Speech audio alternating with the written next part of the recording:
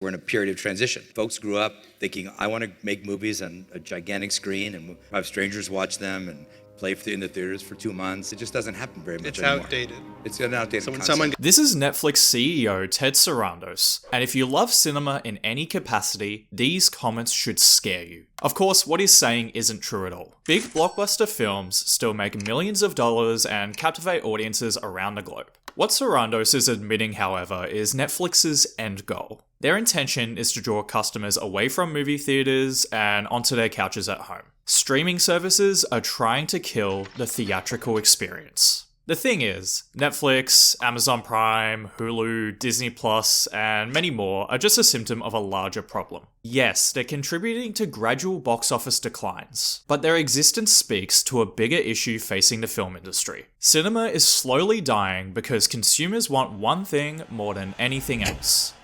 convenience. Let me ask you a question. How did you end up watching this video? I'm serious, how did you get here? Well, most of you must have opened YouTube, saw this thumbnail and title, either suggested to you or in your subscription feed, then clicked on it. Speaking of, if this wasn't in your feed, then subscribe. Anyways, my point is, by being here right now, you made a conscious decision to watch and listen to what I have to say. This is in stark contrast to how short-form content like TikTok works, where videos are automatically shown in your feed. But now I have another question, and trust me when I say this is relevant. If you have a short attention span and want me to get to the point, just give me a second. Did you actually decide to watch this video? Well, yes, to an extent, but we have to consider the algorithm. The only reason this video appeared in your feed is because YouTube decided it was relevant to your interests. For people who don't like video essays or aren't interested in film in any way, my face might never reach them. So sure, you decided to watch this video, but only because it was suggested to you. Now let's compare this to how streaming services work. They all do the exact same thing that YouTube does, and have an algorithm that recommends movies based on what you enjoy. In fact, Netflix themselves have admitted that 80% of all content watched on their platform comes from recommendations. Sure, you might have clicked on a movie because it looked interesting, but it was only shown in the first place because the algorithm thought you might like it. And isn't that so convenient? Unlike movie theaters where you have to look at what movies are out, pick one to watch, show up to the venue, purchase your ticket, sit down in a dark room with a bunch of strangers, and not go on your phone for a couple of hours, you get everything handed to you. Going to the cinema requires time and effort, which is such a valuable currency in this modern age. Thanks to the power of streaming services and their algorithms, however, you can watch the exact type of movie you want without having to think about it. After all, you can just find something else if you get bored 20 minutes in. Everyone wants convenience, and this isn't just limited to the film industry. No one buys CDs anymore because you can just stream all your favorite music off Spotify. Who needs to go shopping in person when you can just have things delivered to you? Why bother going to a movie theater when you can just watch something at home? Just to be clear, this attitude doesn't stem from laziness, but is a result of most people having little time or energy to invest in their hobbies. For an average person who works 5 days a week, they have to choose carefully what to do with their limited time off. This consequence of capitalism and technology is such a big topic that I couldn't possibly cover it in this video. So let's instead turn our attention back to the film industry specifically. I just want you to keep in mind that time is a valuable commodity for most. Now that we understand the appeal of streaming services, why is their convenience a problem? After all, many would argue that cinemas still exist, just that Disney Plus is now an extra option. Well, think back to what I said about recommendations. An algorithm deciding what you should watch is a bit of an echo chamber, right?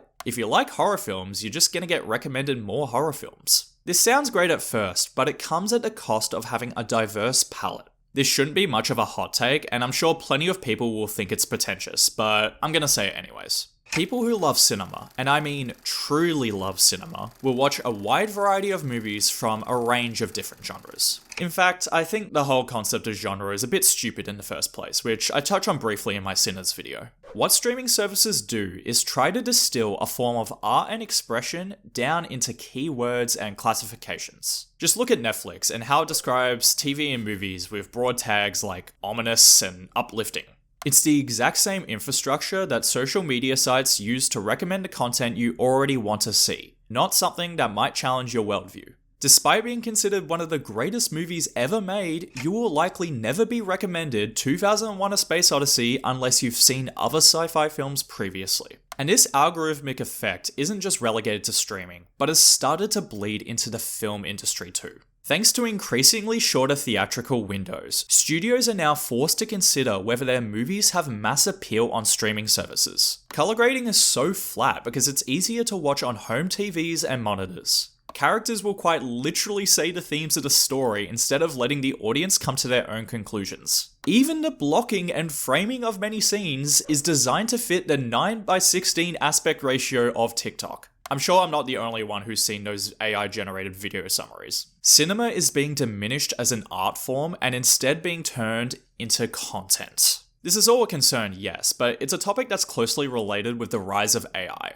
I might save further discussions for another video, so let's shift our focus to something I think isn't talked about enough. Blockbuster films are keeping cinemas alive. Don't get me wrong, I am happy this is the case. If it weren't for global phenomenons like Barbenheimer, the memes of the Minecraft movie, and even the high praise for Sinners, I truly think that movie theaters would have almost gone out of business after the pandemic. Regardless of what you think about these films that have made hundreds of millions of dollars, these are what keeps the lights on. That being said, it's the mid-budget films that have suffered at the hands of streaming the most. I know it's hard to imagine, but there used to be a time where your only options for watching movies were either the cinema or DVDs. Hence, in order to keep everyone happy, studios would distribute a wide variety of genre films. What streaming has done now, though, is split the public's perception. Big budget cinema still does well because that level of spectacle cannot be replicated on a screen at home.